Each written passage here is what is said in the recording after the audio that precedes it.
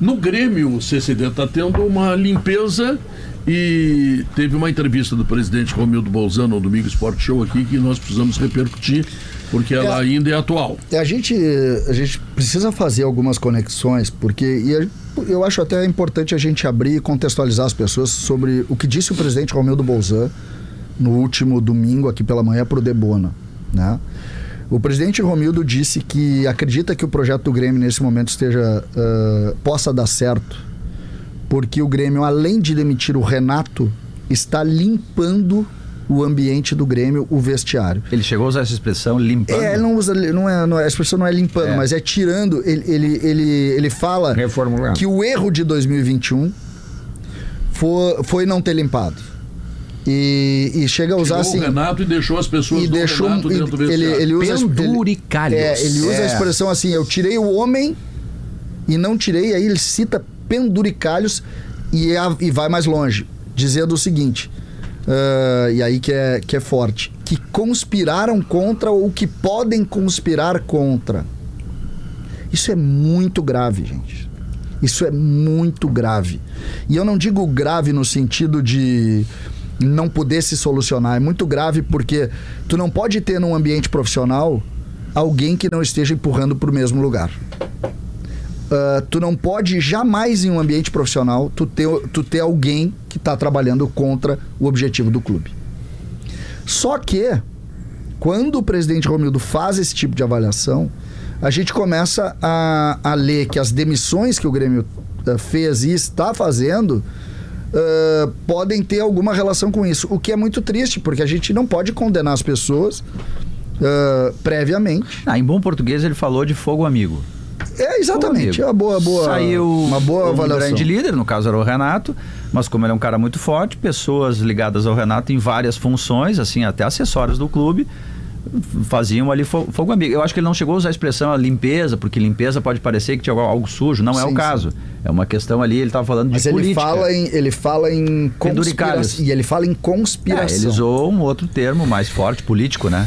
Mas em conspiração. O Grêmio demitiu. É mandar conta, né? É mandar conta. Porque a gente sabe que tem, né, Pedro? A gente sabe que o Grêmio tem as posições mais conhecidas, comissão técnica, vice-futebol. O Grêmio mas demitiu, tem algumas funções que não estão no dia a dia das pessoas, menores, entre aspas, tá? Mas que não estão à frente da Câmara, que estão saindo também. Que são essas funções ali que elas têm influência, mas elas não estão na frente do holofote. O Grêmio demitiu eu contei 14 esses dias. Tantos, vamos tentar. Renato, Alexandre Mendes. Alexandre Vitor Signorelli já tinha saído. Vitor Signorelli e o Salles. 4. Ou seja, o treinador e os 3 assistentes técnicos. Preparador físico e auxiliar. Preparador de goleiros e auxiliar, são 8. 8. Tá. Quem mais? O vice de futebol. Isso, saiu. Vice de futebol, tá certo. São 9. O executivo não saiu, o James Freitas não saiu, comissão permanente. Que é comissão permanente, não tem preparador físico, não tem preparador de goleiros. Temos 9. Na administração do clube nós temos a informação que a assessora da presidência e assessora de imprensa do Grêmio só o nome da presidência. A Dani era da presidência, não era do clube. São 10 então. São 10. Acho que eu contei 14 somando jogadores, né? Isso. A Dani é a informação de hoje, né? A Dani é a informação de hoje. Beijo pra Dani, que é uma figura. Beijo pra Dani. Grande profissional. Grande profissional. E o Simon já me passou aqui que confirma a demissão aí. E também a gente vê. Só que eu acho que essa não tem nenhuma relação com o vestiário e com o que o presidente Romildo falou.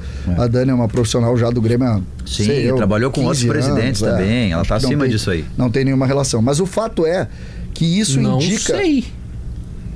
Eu tô dizendo aqui dentro da ideia de vestiário que o presidente Romildo falou, né? Não é a mesma relação. Mas as pessoas que trabalhavam diretamente, desculpa te interromper, César. Assim, as pessoas que trabalhavam diretamente com o Renato ali, dia a dia, preparador de goleiros, preparador físico, auxiliar, esses todos saíram. Todos saíram. Isso tem a ver com a ideia, assim, de que os caras ficam depois ligando pro Renato, contando coisas, não tá dando certo isso, não tá dando certo. A história do fogo. Então, olha aqui, faz o seguinte, tira todo mundo e bota toda uma equipe nova. A começar pelo preparador físico, né, que tá voltando. Tá? Que era competente quando o Grêmio corria e daqui a pouco o Grêmio não correu mais. Mas não, tem que pegar a competente. Mas Pedro, eu acho que a informação do preparador físico, do Rogerinho, ela não tem relação direta com o novo treinador. Eu acho que aquela ideia de comissão permanente, de ter sempre um profissional, o Grêmio demitiu o Mário, que era dessa comissão permanente, e que virou o preparador físico a pedido do Renato. Mário Pereira. Isso, o Mário Pereira, o Grêmio demite depois de muitos anos. E o Grêmio está trazendo o Rogerinho, acho, para esse composto de... O que eu tenho de informação, até uma... O que é bom, hein? O que é legal, o que é bom. Eu estou tentando levantar. O Caixinha foi entrevistado pelo Grêmio no domingo à noite, e as informações são as melhores, tá, Pedro? Sim. E por que o Grêmio não anunciou? É a pergunta que todo torcedor faz. Pô, gostaram do Caixinha, o Caixinha está dentro das questões financeiras do Grêmio, ele vai ganhar menos da metade do que o Renato ganhava, a proposta é menos da metade do que o Renato ganhava. É um baita salário. Baita de um salário. Assim como o Renato também parece que vai fechar com o Vasco da Gama também por um valor muito menor do que ganhava aqui no Grêmio.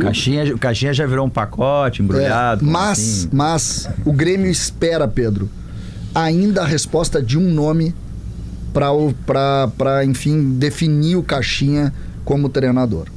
Mas será que é o nome que está empregado? Porque é um nome que está empregado.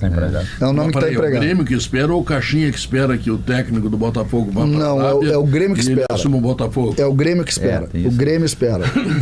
O Grêmio fez, como eu disse para vocês ontem, o Grêmio buscou informações de muitos treinadores, né, do Galhardo, que prontamente disse que não viria, e um desses treinadores que o Grêmio buscou informações foi o Vojvoda. E eu não obtive a informação de que o Vojvoda teria também descartado de pronto isso. Então pode ser um treinador de esporte. Eu confesso para vocês que eu não vejo tanta diferença assim do Vojvoda pro Caixinha, tá? Eu acho que o Caixinha é um treinador que pode fazer muito bem ao Grêmio, porque ele vai entregar o Grêmio algo que o Grêmio não tem mais. O segredo é tu dar ao novo treinador qualidade. Tu pode trazer quem tu trouxer, se não tiver qualidade, o cara vai afundar. Perfeito, o Caixinha fez uma boa campanha o ano passado com qualidade. Alguns jogadores e depois perdeu e morreu. Perdeu 2, 3 jogadores e aí quase foi rebaixado. O português lá do Palmeiras ganhava tudo, tiraram 2, 3 jogadores, pouquinho, né? E já não ganhou nada esse ano. Mas foi vice-campeão. Não, como não ganhou? Foi campeão paulista. Tricampeão paulista. Não é pouca coisa, Pedro. Ganhou o Roralito dele. Pedro, mas é que daí não dá pra chamar de bom trabalho só apenas o campeão. Ele foi vice-campeão brasileiro. Não, mas o que eles têm na mão. Ele conseguiu competir. Mas ganhava e não porque chegou o Botafogo que deu a qualidade que tu falou. Eu também acho, Diogo, mas o que eles têm na mão, eles precisam estar disputando toda hora título. Mas é que chegou o Botafogo que entregou muito mais qualidade. Nós estamos falando aqui do Fortaleza, certo? Que faz um ano brilhante novo. O Fortaleza indo para decidir com o Flamengo, Palmeiras ou o Botafogo, ele é azar. Ele não é favorito. Apesar de ter feito uma campanha brilhante. Mas é que os outros têm mais qualidade. Se vai ganhar ou vai perder, não sei. O Ayrton Asmus, que é nosso ouvinte aqui no programa, ele manda dizer o seguinte: eles gastam para ganhar títulos. Isso. Nós gastamos para aumentar dívidas. Tu não acha o Pedro Caixinha bom nome, Pedro? Eu acho, não vejo problema, só que é o seguinte: depende dos jogadores que tu dá pra ele. Ele teve resultado. Quando ele não teve, ele quase caiu. Foi demitido no meio do caminho. Mas o Pedro Caixinha, ele perde o Elinho e o Léo Ortiz, que é o zagueiro da seleção brasileira. E justamente quando ele perde o Elinho, porque assim, o Léo Ortiz era um cara fundamental na ideia de jogo dele, porque o Léo Ortiz é o cara que saía jogando desde trás, com a bola mais limpa, com o passe. O passe maravilhoso. Cara que constrói. Ele é quase um zagueiro armador, assim. E aí o Elinho era o cara da velocidade. Muitas vezes era a bola do Ortiz atravessada pro Elinho. E ele perdeu esses 2 jogadores, até o César. Aquele Alejandro não era de lá também? O Alejandro era, mas ele foi emprestado porque o Bragantino tinha comprado o Thiago Borbas, tinha sido goleador do Campeonato Uruguai. Até o Chico, esse que era do Inter aí, que está lá fazendo gol, o Sacha. Tá fazendo gol. Isso. E tinha o Thiago Borbas também, aí tinha... É outro momento, outro modelo completamente diferente. O Bragantino perde 2 jogadores e aí o time jovem sente isso, né? O que a gente estava discutindo hoje de manhã, no outro programa de maior audiência que a gente participa, é que a ideia do Caixinha, ela mostra muito que o Grêmio... a pretensão dele. Mas não é, César? Estão reproduzindo o Sala de manhã? Eu nunca disse que era maior audiência. Aí quando ele fez o programa agora, virou maior audiência. Mas eles estão crescendo. Viu só como é que é, CCD? Mas tu discorda disso, César? Não, tu discorda, Vaguinha? Não, também servido, Isso aí, tá no Sofá Score, tá valendo. Bom, eu assisto. Mas brincadeiras, rapaz, a gente tava discutindo. Eu assisto, portanto, o programa é bom. Não, aí não é bom, é excelente. Eu só assisto quando há qualidade. Tu podia ir lá um dia participar quando a gente cantar. Sim, vou com a banda lá, o Zé. Mas tem uma questão do Bragantino que é importante ali, que é o seguinte, o modelo, o Bragantino, ele jogava, no melhor momento do Bragantino, era um time assim, intenso pra caramba, que marcava, que mordia, normalmente fazia gol no primeiro tempo, né? O pessoal que faz apostas ali dizia assim, bota gol do Bragantino no primeiro tempo, porque era um time de muita força, então é um indicativo de que o Grêmio está buscando um modelo assim de intensidade, marcação, voltar a ser operário, disciplina tática, um olhar diferente para se defender. Eu prefiro o Carille, que é retranqueiro. O Grêmio vai ter um time médio. Não, Pedro. Que a gente Não vai fazer um gol, Pedro. Não vai fazer um gol. O Caixinha joga no 4-3-3, Pedro. O Caixinha joga no 4-3-3. Tu imagina que maravilha. Olha essa frase do Pedro. Vaguinha.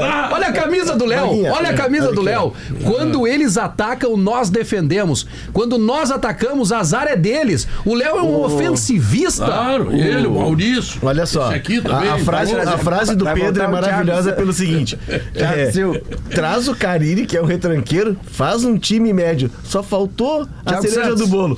Volante ruim. Ô, Pedro. Não escrevi outro dia que a primeira contratação que é o volante ruim. É o volante ruim. É um volante.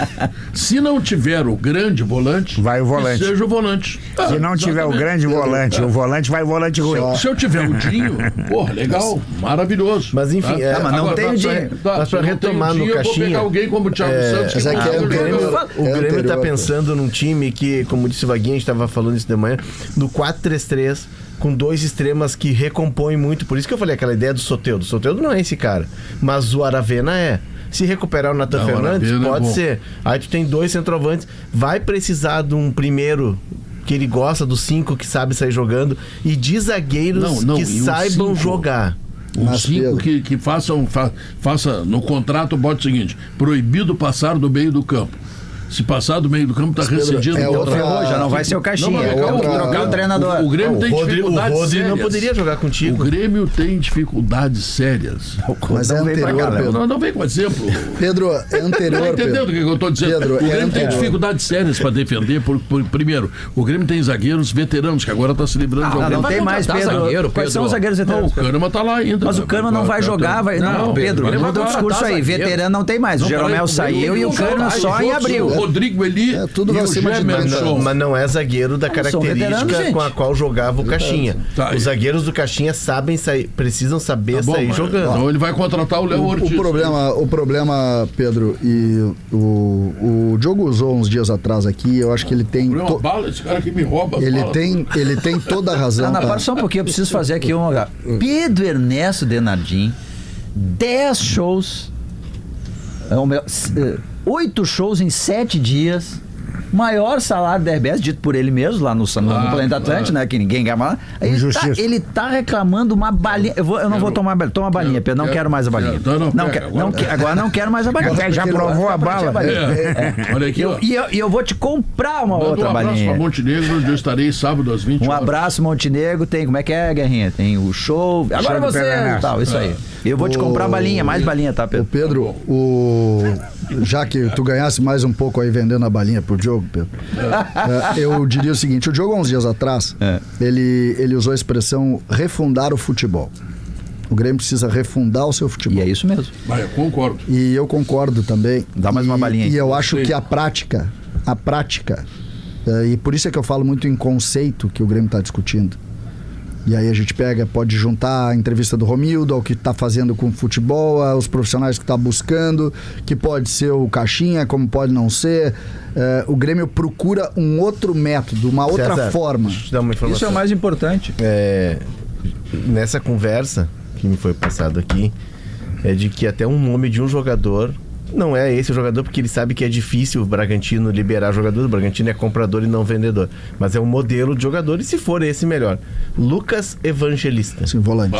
Por jogador. E aí eu perguntei pra pessoa, pra ser o 8, sim, porque ele joga com 5, 8 e 10. Ele joga a moda antiga. É meio campista, ponta direita, Mas ponta esquerda. WM. E aí o 5 dele seria o Vila Sante. Que é um cara que sabe sair jogando. Pois é, mas, mas ele não é 5. César já quer trocar. E não é 5.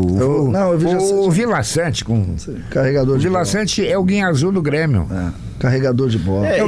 Mas ele pode jogar com os dois alinhados. Geralmente ele jogava lá com o Vila Sante, com o Lucas Evangelista e o Raul, ou o Lucas Evangelista e o Jadson.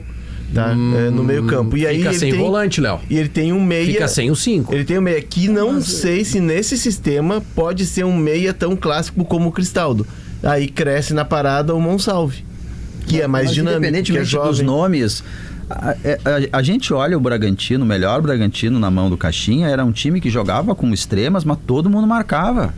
Todo mundo voltava, marcava. Era um time que sabia se defender. Tu não precisa pra se defender, entupir de zagueiros e volantes. Era um time que marcava. Olha o Grêmio, o Aravena. 4-3-3 remete ao não, ofensivo. Mas não necessariamente. O Aravena, por exemplo. O Aravena e o Braithwaite, eles chegaram no Grêmio, eles continuaram fazendo gols e eles ajudam. Mas eu só quero... Diferentemente do Soteldo do Diego Costa. Só quero colocar, e até dentro do que falou o Léo, dessa maneira, já olhando jogadores e a possibilidade de contratações. Sim. Refundar o processo. O que isso quer dizer? Acabou a história de jogadores não comprometidos. Acabou isso. Pra mim aquela isso é coisa claro. do jogador que reclama, que cria problema durante a semana e joga no final de semana, isso acabou.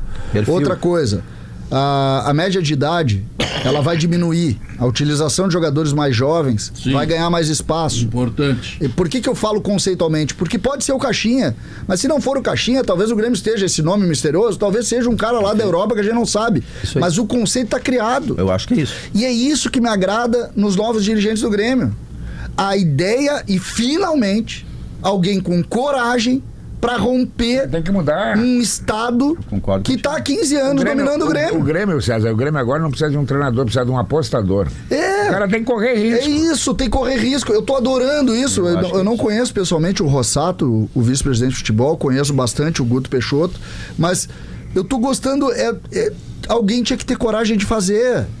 E o Grêmio chegou lá e disse o seguinte: esse status eu não quero mais. Eu não quero mais o André Balada parar de jogar futebol e ir para um podcast e dizer que todo mundo bebia no Grêmio, entendeu?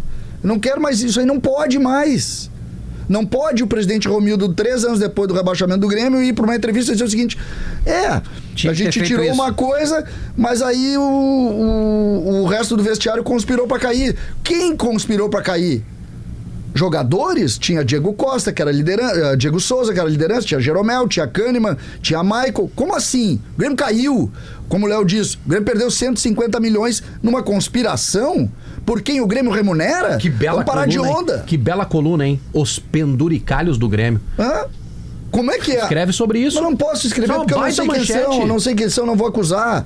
Agora... Vai atrás, velho. Tem que ver os penduricalhos do sala de redação. Isso aí tem que ver esses penduricalhos aí. Tá me chamando de penduricalho? Essa, Pedro. Tu é o penduricalho dodói do Pedro. Não. Vou deixar em segredo.